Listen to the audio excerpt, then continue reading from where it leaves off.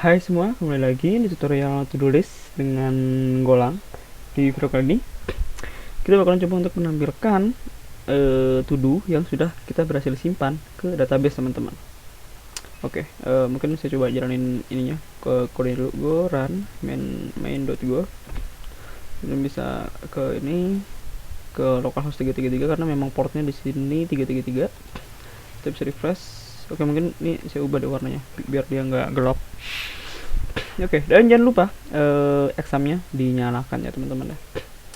Oke, jadi di video sebelumnya kita sudah berhasil ngebikin sebuah fungsi dimana kita bisa berhasil nge-create to-do baru teman-teman.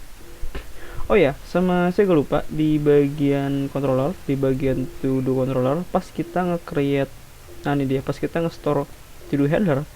Nah di sini kan waktu itu kita gunain apa namanya? HTTP oke, jadi http.oke. Nah lalu kita matiin, kita refresh. Lalu pas kita ini kita ngebikin to-do baru, misalnya saya coba testing, kita save. Nah dia apa namanya, nggak redirect ke home ya teman-teman ya, melainkan dia blank gini, blank ya, diem hitam ya kayak gini. Namun pas kita cek di tabel kita, di database kita, nah kita punya nih ya kan, testing. Nah di sini ID-nya jadi 2 karena sebelumnya saya udah nyoba. Nah, jadi kita punya datanya di database-nya, tapi kita nggak redirect. Oke, kenapa demikian?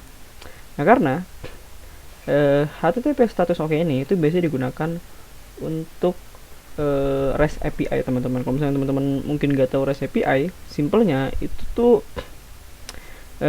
apa ya? Biasanya tuh digunain kalau teman-teman misalnya kayak sebuah front end, dia membutuhkan data. Nah biasanya tuh yang menjembatani antara front end sama back end itu REST API. Sebenarnya ada banyak sih protokol selain REST API, ada GraphQL, ada gRPC dan sebagainya. Namun karena kita bikin sebuah web app dan bukanlah web service, jadi kita gunain http.statusFound. Status found ini. Jadi status found ini dia itu bertindak seperti redirect teman-teman. Kalau nggak salah ada redirect tuh kalau nggak salah ini nih, kodenya ini nih 302. Jadi ada status found sama apa tuh saya lupa. Kalau misalkan kita ketik redirect, nah dia di sini nggak ada di sininya ya sih, permanent redirect ini 308. Terus ada lagi redirect, temporary redirect ini berapa, 307. Oke, namun di sini kita bisa gunakan status found aja, nggak harus gunain yang itu. Ini not found, not found 404. Oh ya, emang itu.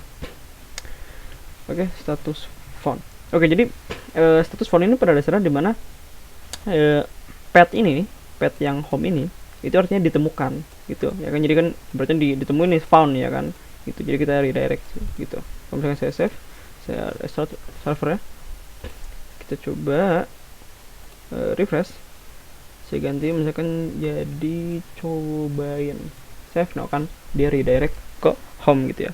Namun di sini kita nggak nampilin data yang ada di database kita. Misalnya coba saya klik ininya, kita punya testing sama cobain, tapi kita nggak nampilin ke home kita. Oke, jadi kita bisa ke bagian editor, kita bisa bagian home controller. Nah, kenapa kita nggak nampilin? Ya, karena memang kita masih gunain data dummy teman-teman ya, kita nggak gunain data realnya gitu. Oke, jadi di video kali ini kita bakal coba untuk menampilkan data realnya. Jadi gimana caranya? Yang pertama, kita perlu akses ke database ya kan. Kita kan udah punya nih ya di sini ya, kita udah punya no. Nah di to-do handler dia udah punya nih akses ke database, namun di home controller dia juga sudah punya. Oke, saya lupa. Sudah pokoknya udah punya. Oke, jadi gimana caranya? Nah simpel saja, kita bisa h.db exec. Oke, lalu kita bisa gunain perintah query SQL, yaitu adalah select all from to-dos. Oke, kenapa error? Oke, select all from to-dos.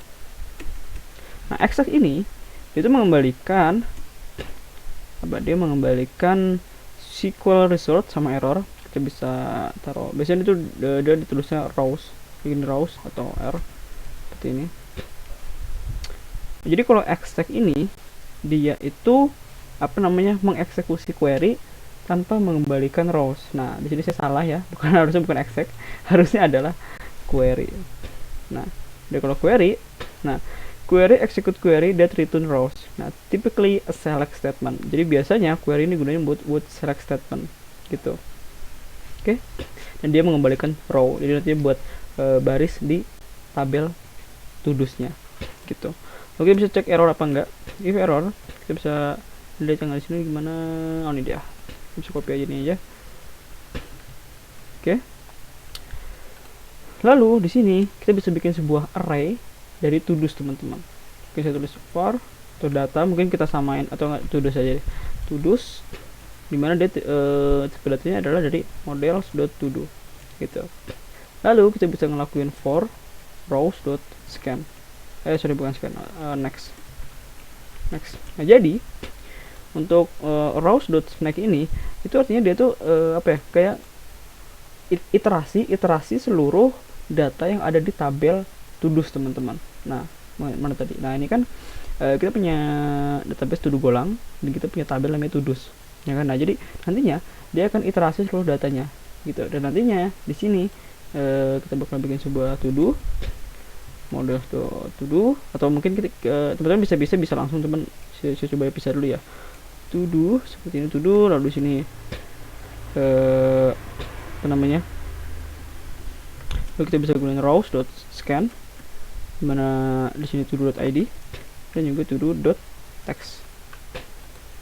Nah, jadi setiap iterasi ini itu artinya kita mau scan data yang ada di rows ini ke dalam variabel todo teman-teman.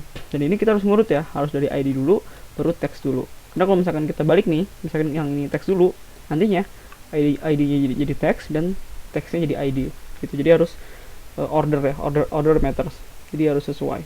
Nah, setelah itu barulah kita append dia jadi tudus, append todo ke td gitu. Kalian bisa aja kalau ini dibikin langsung kok, jadi kayak gini nih, seperti ini. Nggak bisa ya, nggak bisa deh, karena harus di scan dulu ya. Oke, jadi nah ini dia. Jadi pertama kita iterasi seluruh data yang ada di database-nya. Lalu kita bikin sebuah variabel namanya adalah td, dimana ini adalah ibaratnya ini adalah variabel dengan tipe data models.todo. Misalnya kita cek models, nah ini dia struct kita. Misalnya teman-teman nggak familiar dengan struct, anggaplah ini kelas lah ya. Nah, lalu kita scan setiap datanya, kita append dia ke tudus gitu. Oke. Lalu kita taruh deh dia di sini, tudus. Kenapa di bawah dia? Tudus gitu. Oke.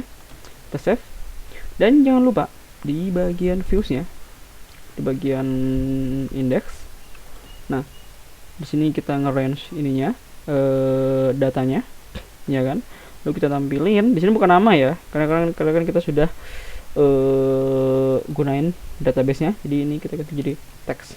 Gitu. Kalau misalkan nama nanti dia error, karena nggak ada field nama di situ. Oke, sisanya udah betul. Lalu kita bisa coba restart server kita jalanin. Kita cek, misalnya kita refresh, dia bakal nampilin testing sama cobain. Coba refresh, akan testing sama cobain. Oke. Misalkan coba saya bikin baru, coba lagi. Nah, dia bikin lagi, coba lagi di sini. Kalau misalkan teman-teman pengen yang terbarunya itu ada di depan sini, kita bisa di bagian ininya, home controller ya.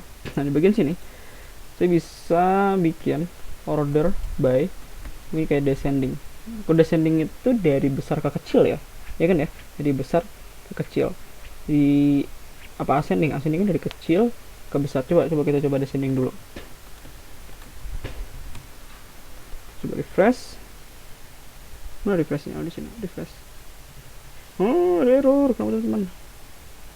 You have an SQL mana bla bla bla.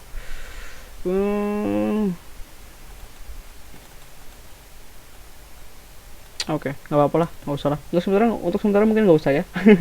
namun nantinya bakal saya cari tahu caranya gimana buat ngebikin errornya. Jadi dia yang barunya nih, jadi depan sini. Atau mungkin coba kita cari bareng-bareng ya. how to sort data PostgreSQL descending. Ini di order by. How to sort. Oh, harus dari ID-nya ya. Tunggu. Tadi apa? Sebentar. Tadi ada yang kelewat. Order by last name. Oh, oke. Jadi kita mesti ngelakuin seperti ini. Di order by. Kenapa itu seperti itu? Order by ID kan kayak descending gitu. Oke. Perjalanin. Refresh.